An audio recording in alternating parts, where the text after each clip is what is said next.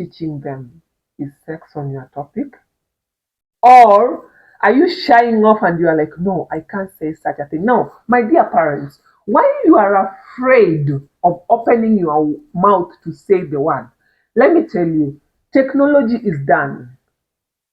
Actually, what they are preaching at the moment is they are telling them, by the way, it doesn't have to be Adam and Eve. It can be Adam and Steve, or it can be Mary and Martha.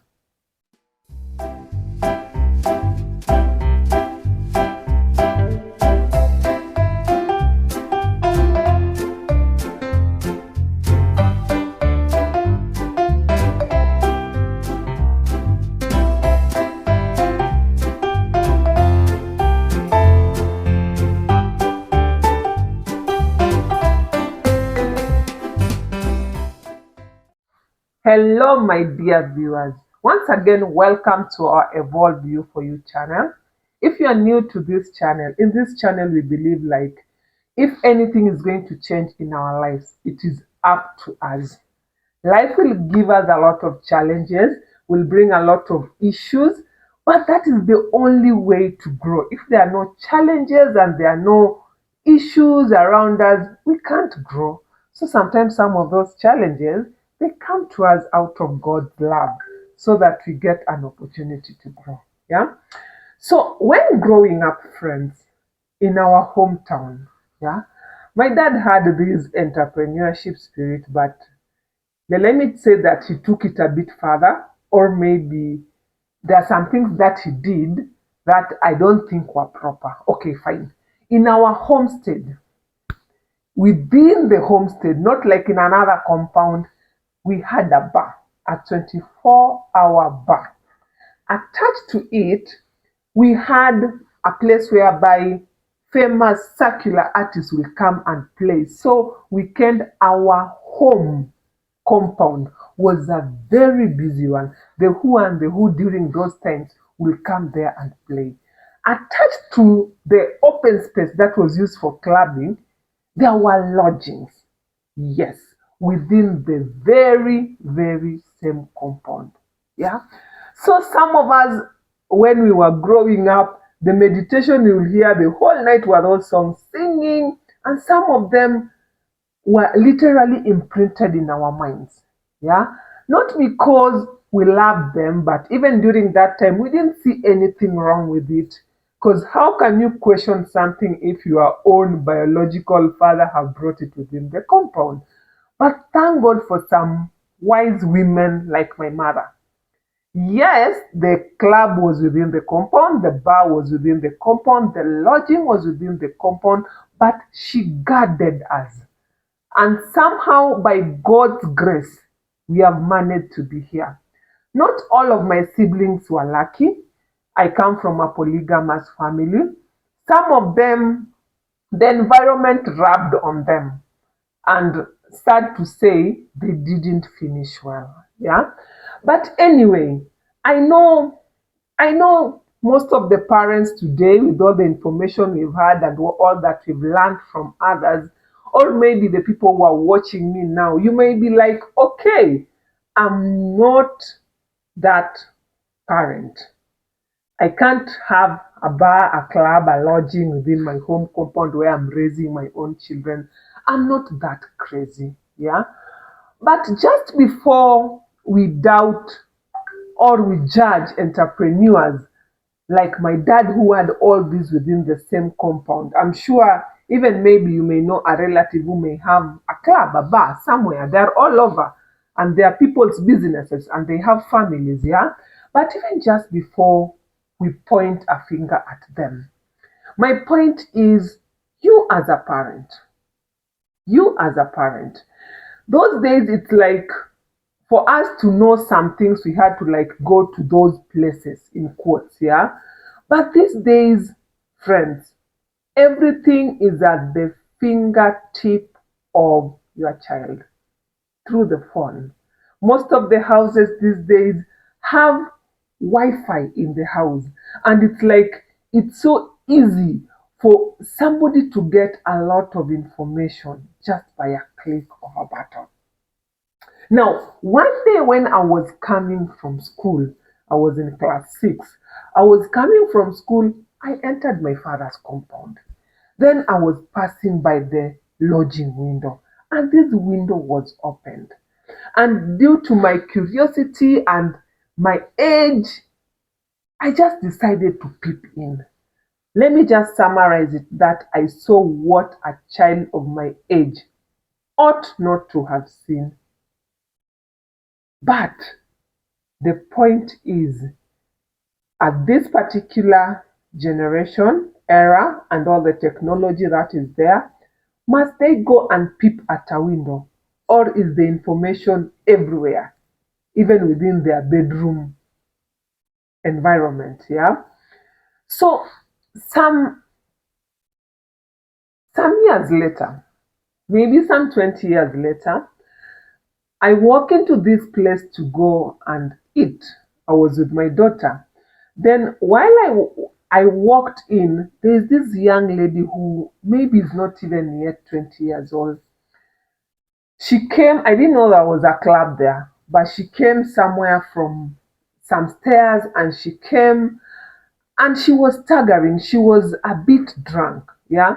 So I thought she was going to fall, and I stretched my hand just to hold her. And this girl just came, and she thought I was going to hug her. So she came and she hugged me. So I just held her and I hugged her, and she was like so happy. And then she just rested on my chest for like a minute. And then it's like she realized she was hugging a stranger, and then she stood and looked at me and told me, I hope you are not judging me. I told her, no, I'm not judging you. I'm just giving you a hug. And then she looked at me and she told me, you know what? Today is my birthday. I felt some pain, some tears. I felt like somebody had failed her somewhere. And and as she said that, I now reached for a real proper hug, and I hugged her tightly. And then she started like crying. On the other side, the man friend who had opened the door for her to get in so that they get out of the place was looking at us like, who is this woman? What is she going to do with my girl? Why is my girl hugging her all of a sudden? And and and the guy kept on hooting and was like, let's go, we are wasting time, yeah. And so she left me and she entered into the car. At some point, I felt like, what happened? This is a child that was born just like your beautiful children that you have in the house, just like your handsome sons that are playing within your environment today. What happened? Was she born under an environment like mine? Is it that the parents were too busy getting their PhDs, their masters, their whatever they were doing, building their businesses, that they forgot that they had a child to raise? What happened? How did this child turn out like that? Yeah. As this car drove off, and as I settled to go and sit, I was not at peace. I was like, something has to be done somewhere. Somebody has to take some responsibility with their children when they have them. Yeah. I'm recording this thing when we have 75 days of holiday with our children. As we have that, my question is, my question is, do you have a program for your children? Do you know what they'll be doing for the 70 something days? While you are teaching them, everything you are teaching them is sex on your topic? Or are you shying off and you are like, no, I can't say such a thing? No, my dear parents, why you are afraid of opening your mouth to say the word? Let me tell you, technology is done. Actually, what they are preaching at the moment is they are telling them, by the way, it doesn't have to be Adam and Eve. It can be Adam and Steve, or it can be Mary and Martha. So while as we are really thinking and reasoning, like how do I break this to an 8-year-old, a 9-year-old, a 10-year-old, the truth is that some of them know more than even we know. And the person who will get to your child first, that will be the anchor. So, as parents, if we can spend more time with our children and master the behaviors that are coming in and get wisdom on when to start talking about the topic or how to go about it. I know at sometimes it might be too early to introduce the topic, but just know that at some point they will find out. At some point they will find out. It might not be necessarily by them going somewhere. Maybe in your house you have rules, you have Wi-Fi password, you don't even have Wi-Fi in the first place. Maybe even you don't have a smartphone, or maybe your children don't have phones. But my friend, don't be fooled. They go to church, they go to public places, they go to, I don't know, they meet with their friends. Some of their friends have free access to every information. And some of these very, very friends, maybe their parents, so they are not trained up in good ways. So they are exposed to much. The question is, because it's not a matter of if, it's a matter of when. The point is, by the time this topic of sex will be introduced to your child, will you have laid some foundation? Will you have told them, like, this is how it's supposed to go? Will you have mentioned the word ahead? Will you have guided them according to what the Bible says? Will you have opened your mouth and talked? Or even maybe cover them in prayer about the very same topic? I normally see a case whereby, God forbid, the daughters get pregnant, then the fathers or the parents chase them away. My question is, did you tell them what is expected of them? Because by the time you come out with that child from the hospital, the child is a new book. You can write anything on that book. But if you relax, maybe because you are afraid, you don't have the guts, you are thinking it's unethical for you to mention it, just remember that the world is at another level. Even the cartoons these days, they have boyfriend, girlfriend in a cartoon for 3 years old. What is their aim? And even worst case scenario, they have like the same sex relationship in these cartoons. And that's why we are calling on to parents and telling them it's high time we open our mouth. That is, if we want to save this generation.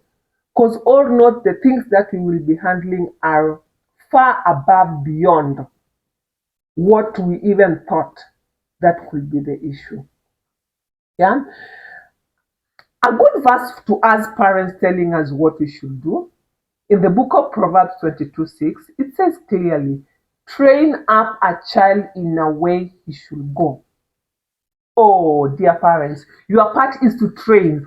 Open up your mouth, train.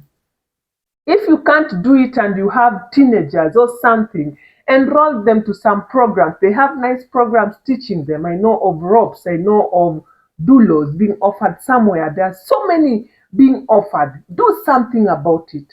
If you don't have the guts totally, buy them a book. But how will you buy them a book if you don't read a book yourself? Yeah. So get them to get the information firsthand, the right information. Because or not, evil thrives on our ignorance. That is where evil thrives. The Bible, by the way, talks a lot about the simple and their simple ways, and it goes against what God expects from us. God does not expect us to be simple. He says, study and show yourself approved. The way your children live, it's a sign of how you have raised them. Have you trained them to know what they do? When they go for those drama festivals, that a lot of evil sometimes normally happen. Do they know what to do when somebody comes and hits on them? Do they know the reaction they should take? Like maybe even if somebody is trying to take advantage of them, or maybe is it like you are too holy that your children would rather go and discuss these topics with their friends who may give them wrong ideas than come and share with you and tell you, Mom, today a boy said hi to me. Or maybe, mom, this girl keeps on telling me this one. Maybe the girl is a lesbian trying to influence your child. So this is a wake up call to the parents, telling us like we can't just fold our hands. We can't just, there are things that God will do. Yes, there are things that God will do, but there are things that are your responsibility. Go read your Bible well. There are people who served God well, who served God well with excellence and performed miracles, but their children did not meet the mark. And some of them were even killed there and then by God simply because they didn't follow some rules. Our God is a God of principles. Simply because I am a pastor, a Sunday school teacher, a prophet, something, that does not make my child, that does not give my child a free grace get pass to the other side. Once I've known him, it's up to me to train my children also to know him and serve him. So parents, once again, we can't just fold our hands. We have to speak up and do something. Yeah. Another verse that really encourages on the same is from the book of Deuteronomy, chapter 6, verses 6 to 7. It says, "These commandments that I give you today are to be on your hearts. Impress them on your children." Do you know the meaning of impress? Yes, you say it over and over and over and over. That's the meaning of impress. You don't breathe. Remind them even if they know. Teach them once again and again and again. My question is, what are the things that you're impressing? What are the things that you are impressing on your child? Or let me ask you, who is impressing things on your child? Technology, social media has come with very simple things, like whereby even TikTok, for like less than a minute or something around that time, they have watched a video, and sometimes they watch them over and over and over and over and over. That is now impressed. Now the question is, what is being impressed on your child, and who is impressing it? You might not see it today, but some years later, you'll harvest the fruits of that impress. Yeah, it says, talk about them when you sit at home. A very nice opportunity to talk about any topic that can guide your child, sex included. Yeah, it says, talk about them when you sit at home and when you walk along the road. Have hikes, have outdoors, have something. In the process, remind them something and teach them the way you want them to go. And then it says, also when you lie down and when you get up. In short, impress them, repeat them. Let them see you live your life so that they know that this is just a no-no in our family. This is just not allowed. But in case we will be busy with our busy schedule, doing our busy things, we will be shocked when maybe our children will not meet the mark. Yeah. So parents who their children have closed, I know somebody may watch this later. Just remember you have a nice opportunity to talk to your child. Reach to your child first about these topics, especially these scary topics. Reach to your child first and you'll be able to guide them. Because your duty is to train up a child in the way he should go. So that by the time they are of age, you can tell God, by the way, Daddy, I trained the child in the way he should go. So you promised when they grow, they'll not depart from it. But if you did not train them, I don't know if you can claim that promise. May we do happy training during this holiday and any time we have our children within our environment. Thank you very much once again for joining us. Till next time, thank you.